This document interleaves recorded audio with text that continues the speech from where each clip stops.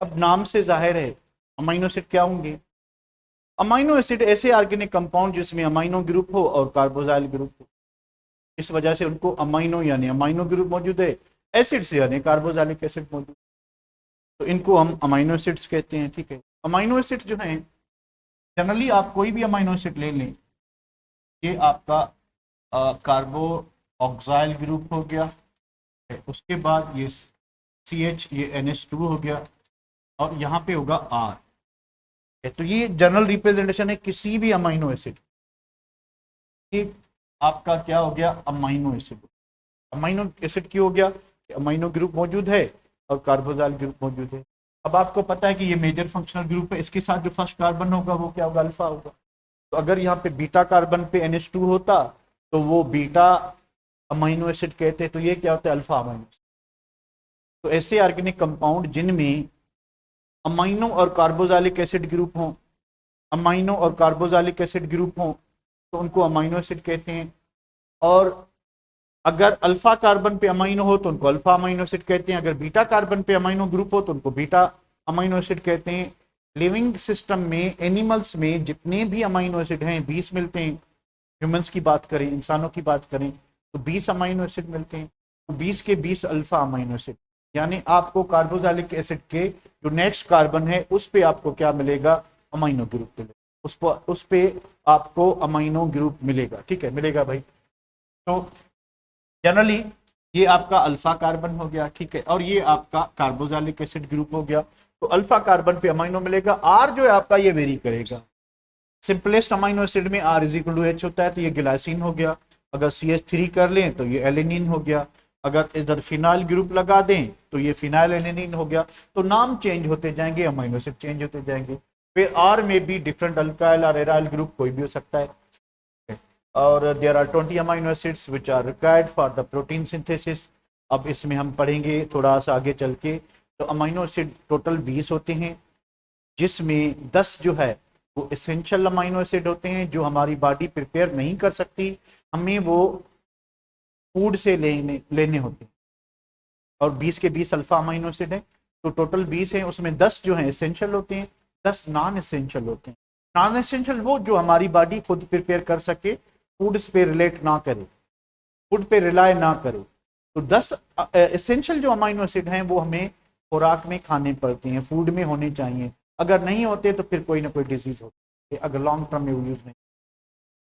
तो all amino acid required by our body और alpha amino acid, उनके alpha carbon पे अमीनो ग्रुप होगा। Amino acids having amino group at alpha carbon are called alpha amino acid, और अगर beta पे हो तो उनको हम बीटा अमीनो एसिड कहेंगे। ठीक है बेटा,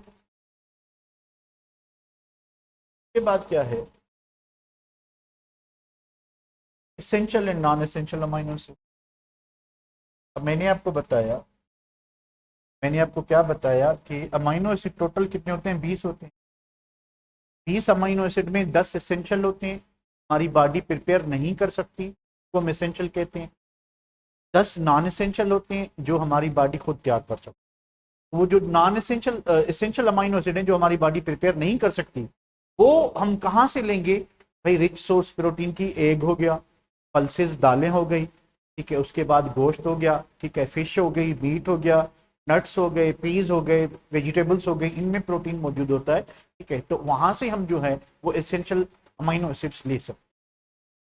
तो those amino acids which are not synthesized by our body are called essential amino acids, and while those amino acids which can be synthesized by our body are called non-essential. तो भाई out of 20 our body can synthesize 10 amino acid, यानी ये non essential हो गए, और 10 amino acid जो ना essential हैं वो हम फूड से ले, खुराक से ले। तो भाई कौन से एसेंशियल हैं आपके जो नहीं बना सकती हमारी body, isoleucine, methionine, threonine, arginine, valine are essential amino acids. Role of essential amino acid कि अगर हम इनको ना खाएं या इनको खाएं तो क्या फायदा होता है कि भाई transmission of impulse in the nervous system, तो एक ये काम है इनका। Essential for the growth of infants, तो छोटे जो बच्चे होते हैं उनकी ग्रोथ के लिए, छोटे बच्चे की ग्रोथ के लिए क्या चाहिए, मदर की फीडिंग चाहिए, माँ का दूध बेस्ट होता है, उसको हम कंप्लीट बैलेंस डाइट कहते हैं बच्चे के लिए।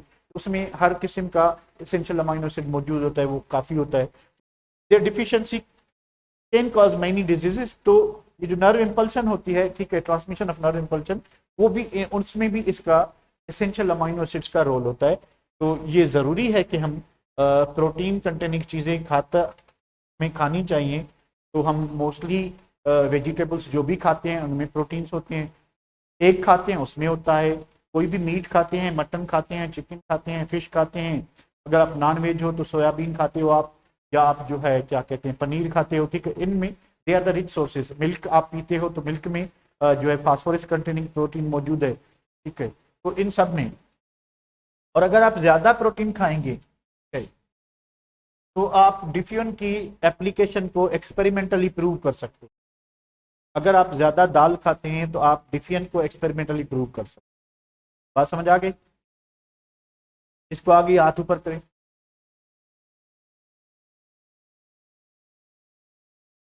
सिर्फ हमजा को आइए, इधर हाथ ऊपर करें। वंश, वंश तू तो भाई आजकल बड़ी सीएनजी तैयार कर रहा है घर पे बैठ के। शोभा भी ने भी दाल खाई है, के बाद जो है वो धमाके किए हैं। हर्ष भी, अभय भी, महक भी, अक्षय भी, अकबर ने भी दाल खाई है। खा खा बेटा खा। इकरा ने भी खाई है दाल। तो यानी आप सारे एक्सपीरियंस हो, ठीक है। आप सबने जो है ना वो घर वालों को कमरे से भगाने पे मजबूर किया हुआ, ठीक है। चलिए साहिल को भी समझ आ गया भाई। तो ये अमाइनो एसिड का काम है, ठीक।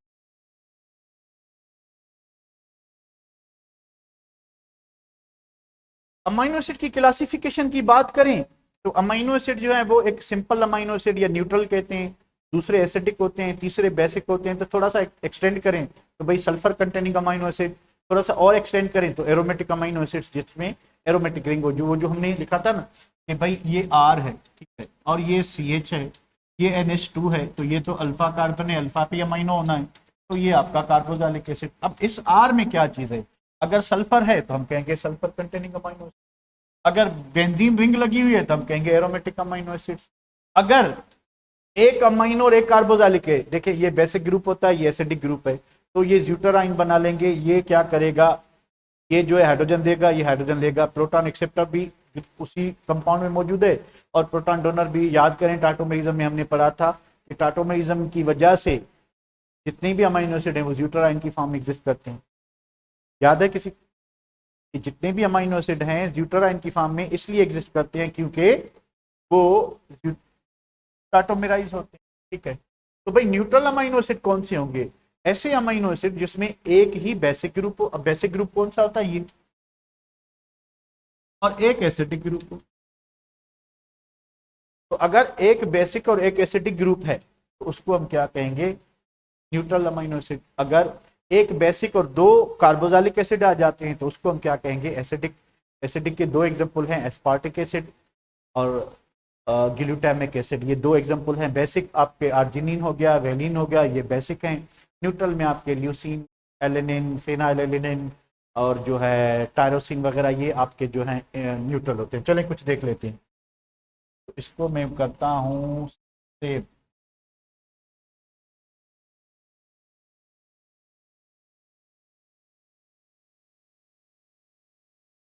तो ये सारे जो हैं ये सारे न्यूट्रल हैं, ठीक। अब न्यूट्रल में क्या हो रेला आप देख लें। भाई एक जो है, अब कहाँ गया भाई, एक जो है क्या है? बेसिक ग्रुप है। तो भाई एक जो है प्रोटॉन डोनर है, और एक जो है प्रोटॉन एक्सेप्टर है। तो ओवरऑल क्या होगा? न्यूट्रल। एक ने दिया एक ने लिया, दोनों न्यूट्रलाइज हो गए, ये भी न्यूट्रलाइज ये भी न्यूट्रलाइज, ठीक है। अब एक जो है आपका क्या है? एसिडिक है, और एक बेसिक है, तो ये भी neutral.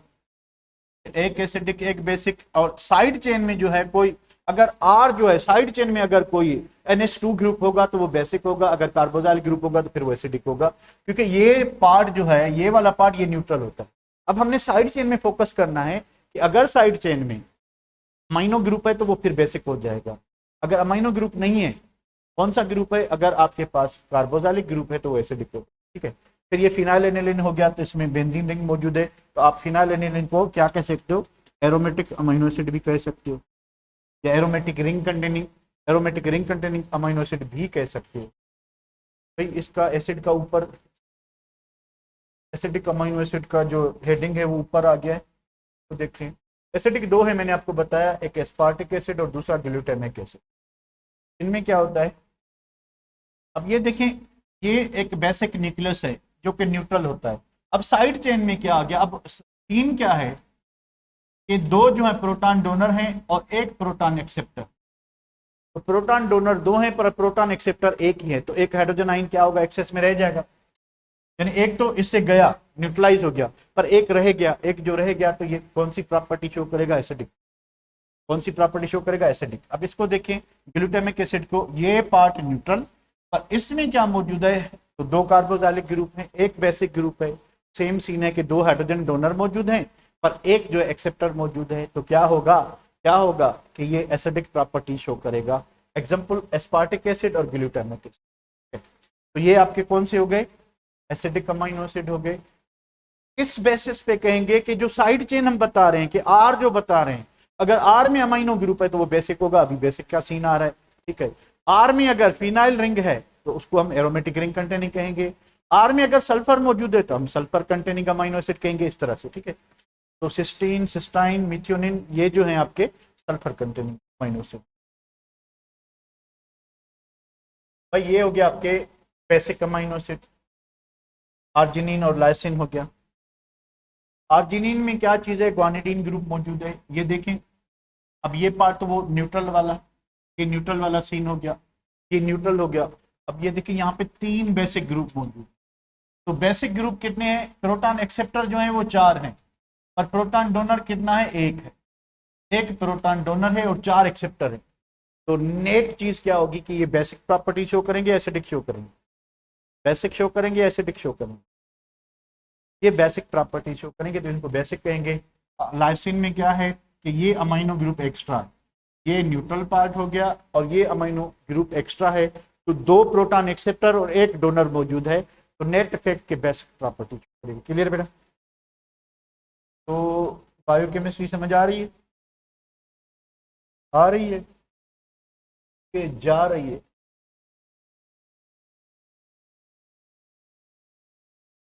There are two sulphur containing amino acid. चलें इसको भी मैंने एक कहानी बना ली है। एक मिथियोनिन हो गया, तो मिथियोनिन में देखें सल्फर मौजूद है, तो इसको सल्फर कंटेनिंग अमाइनो एसिड कहेंगे। दूसरा सिस्टीन हो गया, सिस्टीन में भी एक सल्फर मौजूद है, वो भी सल्फर कंटेनिंग कहेंगे। ब्यूटाराइन और dipolar nature of amino acid के अमाइनो एसिड जो हैं इनमें रीअरेंजमेंट होती है या आप कह लें टाटोमेरिज्म होती है, ठीक है। टाटोमेरिज्म में क्या होगा कि ये जो डिटैचेबल हाइड्रोजन है, ये प्रोटॉन एक्सेप्टर, ये प्रोटॉन डोनर, इसने हाइड्रोजन दिया, इस पे नेगेटिव चार्ज, इसने हाइड्रोजन लिया, इस पे पॉजिटिव चार्ज। इस आइन को ज्यूटराइन कहते हैं। व्हाट इज ज्यूटराइन, अ डायपोलर आइन। पे नेगेटिव चार्ज भी हो और पॉजिटिव चार्ज भी हो, पे नेगेटिव चार्ज भी हो और जिस पे पॉजिटिव चार्ज भी हो, ठीक है, इसको कहेंगे। तो सॉल्युबल इन वाटर होते हैं, तो ज्यूटराइन में एग्जिस्ट करने की वजह से आपके जो अमाइनो एसिड हैं, ठीक है, तो वो सॉल्युबल इन वाटर होते हैं और हाई बॉइलिंग पॉइंट और मेल्टिंग पॉइंट होती है, और एसिडिक और बेसिक मीडियम दोनों में ये डिजोल्व हो सकते हैं। ये कुछ इनकी प्रॉपर्टीज हो। चलें भाई, उसके बाद क्या चीज़ है, ये अमीनो एसिड हो गए पूरे।